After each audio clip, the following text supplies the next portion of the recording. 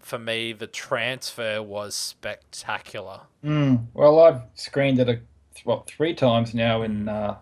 in the Hiscock home theatre, and it is, yes, and it's spectacular, just in the image, just in the depth, just in the contrast, the color. It's just got a real filmic type Mm. sort of feel to it, and yeah, I've just been absorbed into the film every time that I've seen it so far. It does, Rose. And Blair, I really agree with you when you talk about having a real filmic quality as well. Mm. And I think Mm. more so than the last four Star Wars films we had, it looks more film-like than Mm. Well, than the other so ones. And look, I love the transfer for the yeah, Force. It had a real sort of like yeah, I guess a bit more of a pop to it and the colors. Mm. Whereas yes, this, and I exactly. suppose trying to fit it into A New Hope, felt Mm. like you can watch them back to back and feel like Yeah, they're a lot more earthy tones yeah and Mm. yeah.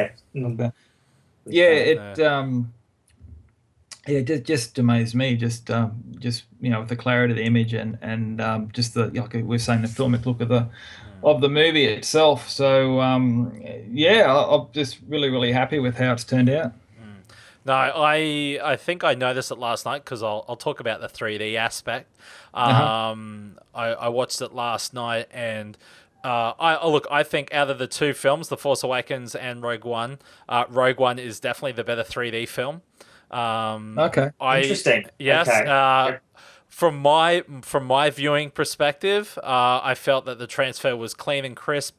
The last third of the film was magnificent. I just Mm. the way Scarif, yeah. Scarif just popped out. Actually felt like I'm gonna go grab a towel and I'm just gonna go and chill out down at the beach because I felt like I was a Felt like you step. were I actually there.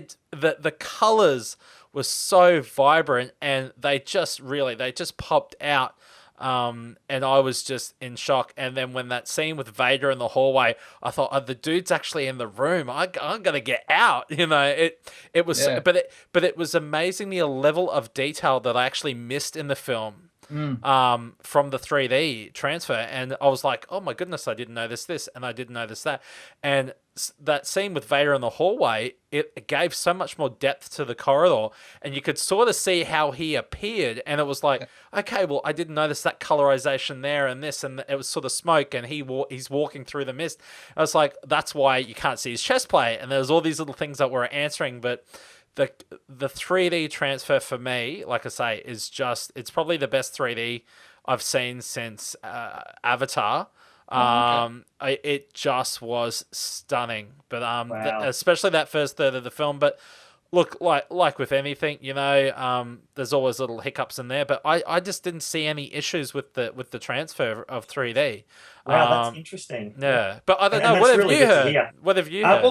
Look, first of all, like I saw it two times in 3D at the cinema, so I Mm. have had the 3D experience, but haven't had the Home. 3D experience at home. Yeah. And like I was wondering, I would have purchased the 3D, but of Mm. course the JB exclusive. I thought, you know what, Go these get are it going to go first. pretty quick, so I'll get that. I Yeah. can always get the 3D later. Yeah. But yeah, I was reading a review yesterday. I don't know if either of you guys have ever looked at Blu-ray.com Oh Yes. at yes. all? Yeah, so I've read sort of a lot of reviews there, and again, obviously it's the American release, but it was Mm. saying Mm. that the 3D just was very disappointing and didn't have much pop really, other than the Scarif sequence Mm. there. It only gave it like I think 3.5 out of 5 for the Oh, okay. 3D, Oh, okay. whereas the Force Awakens, Mm. it raved about it, and I guess Mm. this is probably. I feel sorry for, I guess, both Rogue One and Force Awakens sense because they're going to get compared to each other probably Yeah. sometimes unfairly and unjustly because they're different, even though they're the Mm. same universe, they're different films. Mm. Because I loved the 3D transfer from the Force Awakens. I Mm. thought it was really fantastic. Had a lot of Mm. pop to it. But I'm glad to hear though, Adam, from a different perspective, and this is the Mm. beauty of things like this. People can take away a different experience. So I might try and purchase the 3D copy a little faster Oh, if look, that's the case. I, But I I do remember Scarif in 3D at the yeah, it was cinema stunning. was just Yeah. incredible. And like I said, that moment with like Darth Vader at the end was just insane. And I suppose that's the thing. The Force Awakens had the lightsabers help add that depth Yeah. and Yeah, the that's light and it. everything. Whereas I think Rogue One overall was a darker film, Mm. both Mm. like cinematically and thematically. Mm. Added that to it, and it is a bit grittier. And like you were saying before, Blair, those earthy tones that don't always pop straight away. That's No, it. Maybe that's that's the right. thing. But perhaps Adam, if you're saying that depth, and Yeah. that's what I do like about 3D. I guess it offers a different experience as opposed to just the Blu-ray. And I might probably don't watch things as much in 3D. Yep. And this is Yeah. probably Yeah, I'm the where the same. whole debate at the moment, we're going from Standard Blu-ray to 3D to to 4K, Yep. and what's going to happen. And 4K offers a better quality, but 3D offers a different experience, I suppose, as part of being a Yeah. viewer. Yeah, I'm I suppose a bit of a traditionalist when it comes to film, and especially with the Star Wars movies is Yeah. concerned. Having grown up, if I had my way, they'd all be in 6-track 70 millimeters. Yeah. Yeah, I don't know. I've got a 3D capable TV and a couple pairs of glasses and that, and there have been some Blu-rays that I've procured in 3D. I think Prometheus was one I was very impressed with in 3D. Yeah, it was nice. So yeah, now I'm actually now listening to you guys. I'm actually quite keen to experience Rogue One like that. I do have the 3D Force Awakens, but I haven't actually ever watched it yet. So, Okay. Yep. Well, yeah, I'm gonna have to find the time to do that as well. But no, that's interesting what you say, because like I know Rogue One and Force Awakens was like a 3D afterthought as far as the processing was concerned. They weren't actually filmed in native 3D. Yes. Yep. No.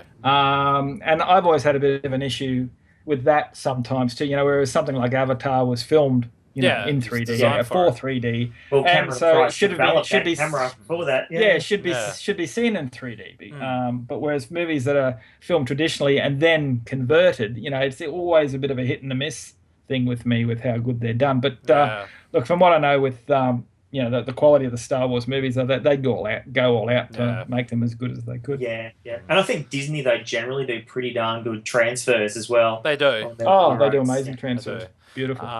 But look, I you've got to look at it. I think both films too.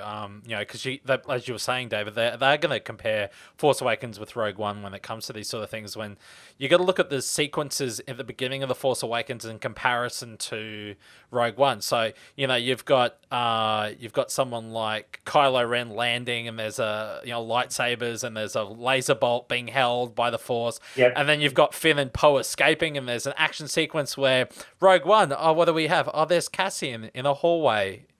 Oh, he shoots a guy. Oh, okay.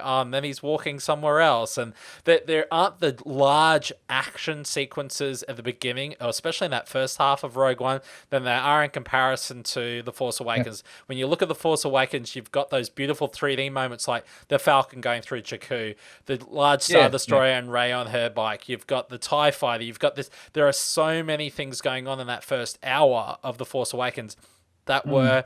They weren't tailored for 3D, but they look stunning in 3D. Where Rogue One, we've got the Edu, we've got Jeddah. Yeah. There's a small battle sequence that goes for a couple of minutes.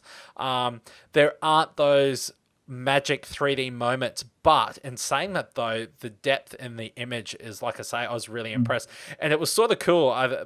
One of my favorite parts in the beginning was actually when Chirrut is fighting the stormtroopers in 3D, and having that perspective from the ground level in 3D as he's fighting those stormtroopers. It worked really well, and it was very, very cool. So I'm a big fan. Even though yes, The Force Awakens has got a lot of those big action sequences, overall, for me, 3D Rogue One is the big tick winner. I just found that like I say, it was the colors at the end. The first third of the film really is for me the whole film. It just was like, there it is. There's the magic. This is what I've been sitting here for an hour and a half for, is to see this bit. So, but yeah, look, overall 3D thumbs up.